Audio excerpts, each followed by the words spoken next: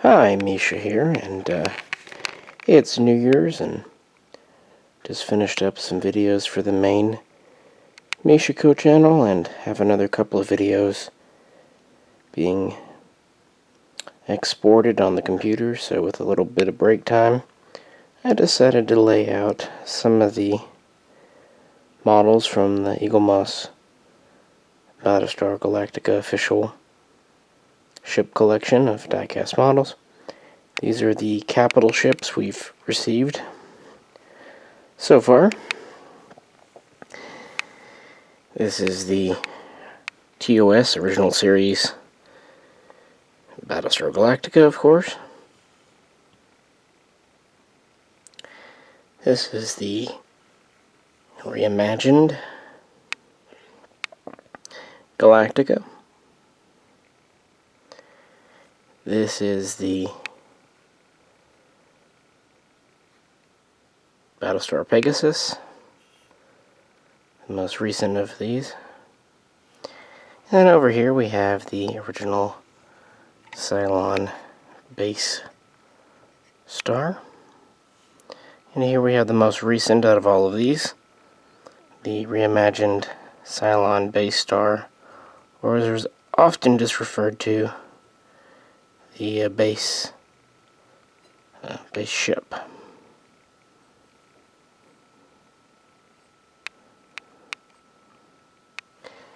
And I thought I'd just give some thoughts. Pretty random, honestly, just kind of a impromptu video. One thing that happens when you put the original Battlestar next to the reimagined is the discussion on size. Now we know pretty alright, you know, it's all fiction. Let's keep that in mind. That in universe this should be about 4,750 feet long. And we know that the Pegasus, which is a newer, larger, more modern ship, is a little under 5,900 feet long. So longer, but only about 20% so. But the real confusion and issue, and sometimes hotly debated, is the size of the original Battlestar. Because it was made back in the 70s when they didn't really make a canon explanation. It was kind of said back then by some that it was a mile long, but then that kind of got blown out to a nautical mile. And some estimates even put it at 3 miles. On the other hand, some claim that it could be as small as 2,000 feet, which seems to be a common video game asset for it. And others claim to have done studies placing it in the 4,000 to 4,500 feet range. And I actually think those are probably more on point. Because while we don't know the size on screen, and so everything is kind of by inference and measuring this and trying to measure that, keeping in mind that these are being shown on 1970s and 80s TV sets, we do know size and capacity of crew and Vipers. For example, the re-envisioned Galactica has a crew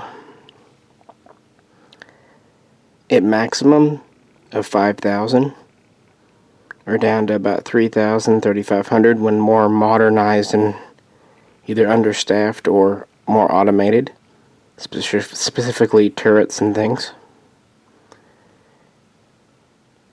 And we can estimate that it carries 100 to 150 Vipers, plus Raptors and whatnot.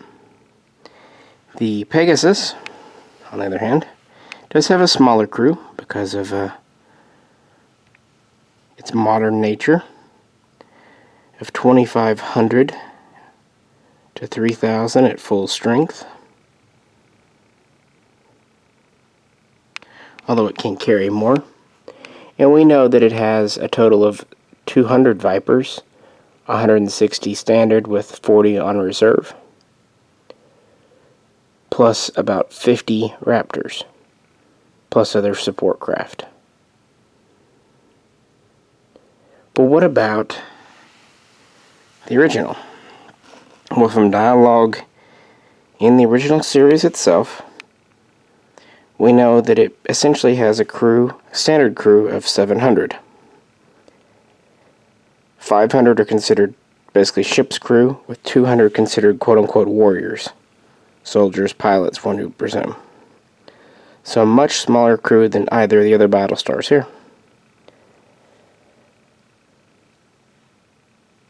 We also know that in the series, it carries 4 squadrons consisting of 150 Vipers. But that was after it took the other 2 squadrons from the Pegasus. Before that, standard complement seemed to be about 75 in 2 squadrons. So again, significantly less. And we know that it didn't really have Raptors. We never saw those in the original series.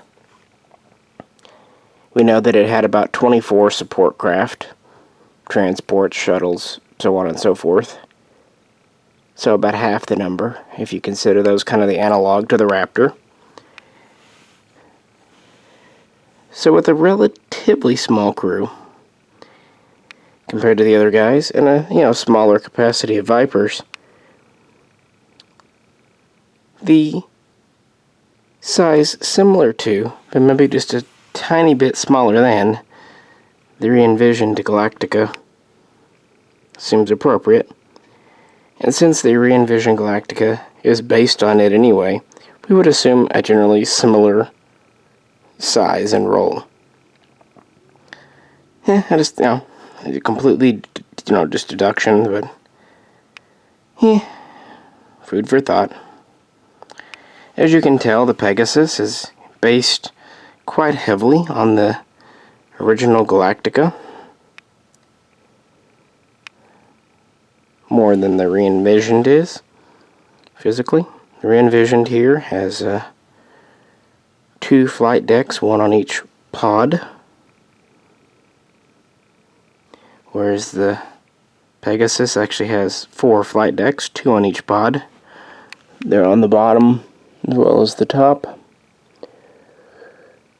The re-envisioned Galactica has 24 main kinetic weapons batteries, and the Pegasus has 34, so a pretty commensurate upsweep considering the slightly larger size. Both have numerous hundreds of small point defense type weapons as well. They can also launch conventional missiles or nuclear. In the original series, they were more Star Wars inspired. This had 32 turbo laser batteries. It could also launch what they called energy missiles. Photon or proton torpedoes, basically. And it had energy shields.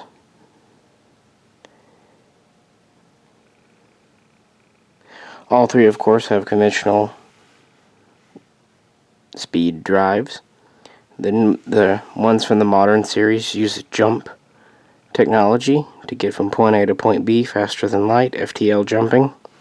The original ship uses more conventional warp speed type physics, where it's just, go fast type appearance.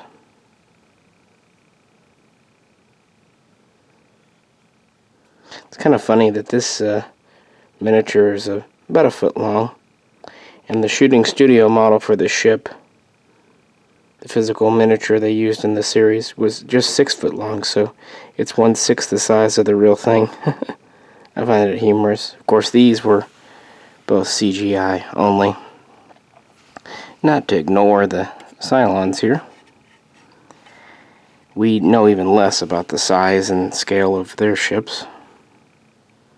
It's often said that the reimagined base star is about the same as a Battlestar, at least in length. I don't really know about the original base star. We do know that it's more of a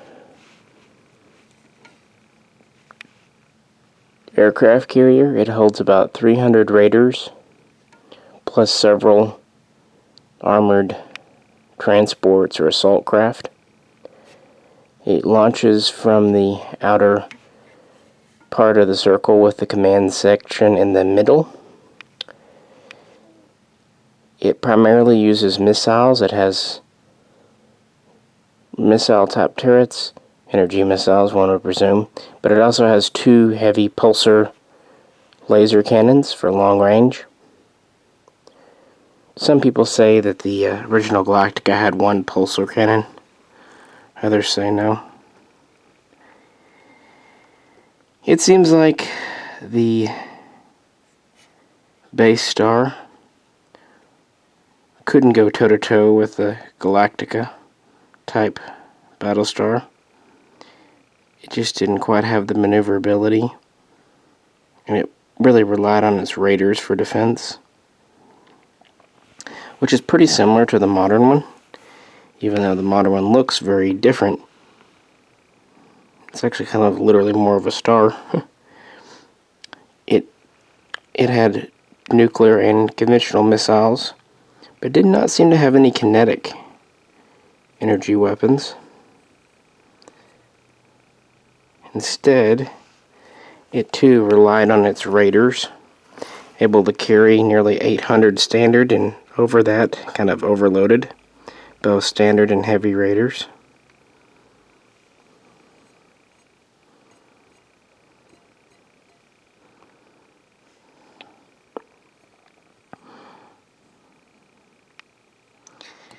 But yeah,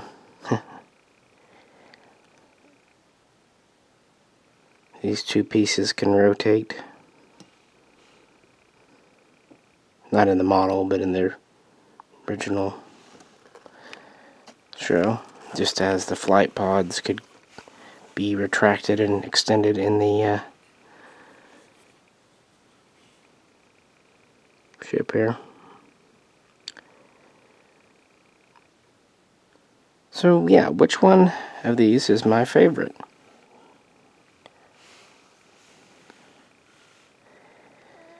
If I had to rank them from favorite to least favorite, I like them all. I think they're neat. I truly do. I would actually say my favorite is the Pegasus. No surprise there.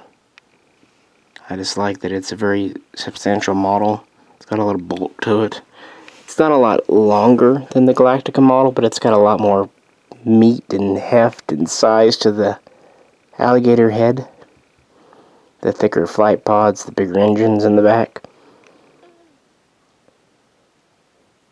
After it would have to definitely go to the original Galactica. It's a neat model, but I also like it that this one has the most metal. And I think that's because it was based on a true miniature, unlike the others. So they could make this one more out of metal and still be true to the details.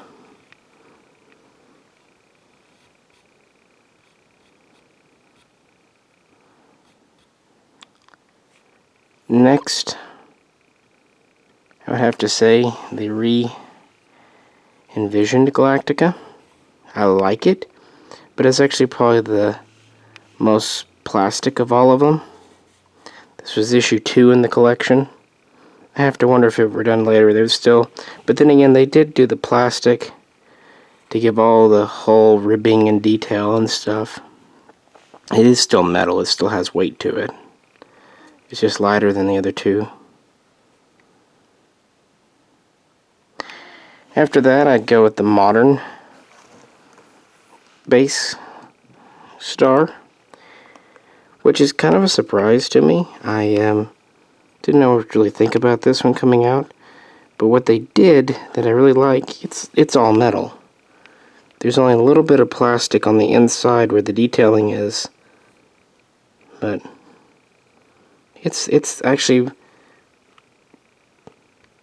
for definitely its size, the heaviest of all of these. So if nothing else, I think that is neat. And it's certainly a unique design. And then last, and again, it doesn't mean I don't like it, but I'm going to say the original base star. It is kind of like the re-envisioned Galactica. It's got quite a bit of plastic going on. The inner parts are metal, but the outer parts are plastic to give the detail. But at the same time, while it's a neat enough design for an enemy ship, it's a little bit, uninspired. Just, two flying saucer or bloated pancakes. It's just, generic sci-fi villain ship. You know what I mean? Whereas the Battlestars and the re-envisioned base star are, pretty unique. But all in all, I've been very happy with this collection. The detail's good, the quality's good. They come in good shape, they're well packaged in foam, they come with a magazine. They don't release them too frequently, every couple of months usually. And the collections have been going on for about a year and a half. Like I said, we're at issue 13, so that should give you a level of the frequency.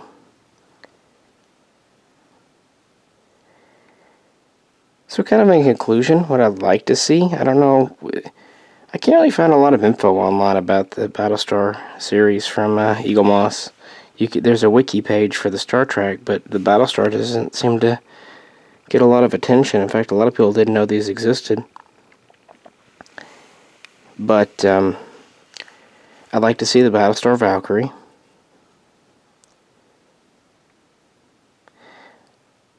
And if we're really kind of pulling it out, just to finish up the Colonial capital ship fleet, I'd like to see the Berserker class, which was a support ship seen in the Scorpion shipyards where Pegasus was at.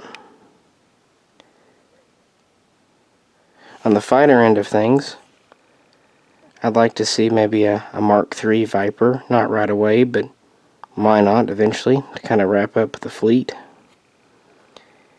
And while I don't want full-size versions of the civilian ships, because there's so many of them, it would almost be kind of neat if they either did like a, you know how they do the shuttle set for the Star Trek line, if they did like a set of 3, 4, 5 civilian ships at a time, and they were smaller, to kind of scale somewhat, a couple of inches. Oh, I just thought that'd be neat to get some of the civilian ship to make the little ragtag fleet, but, there's not time or money to buy all the various little models that they did. So far, the only civilian ship we've received is the Colonial One, which just came out, which I'll do another video on. I still insist that I like it upside down better. It just seems more natural to me, but I digress. As far as the Cylon fleet, we've got 3 Raiders so far, plus these 2 base stars. I'd like to see a Resurrection ship. I think that'd be one worth having. And I'd like to see the transitional base star, the one from, was it Blood and Chrome, or no, I think it was from Razor. But yeah, the one that's kind of in between these two.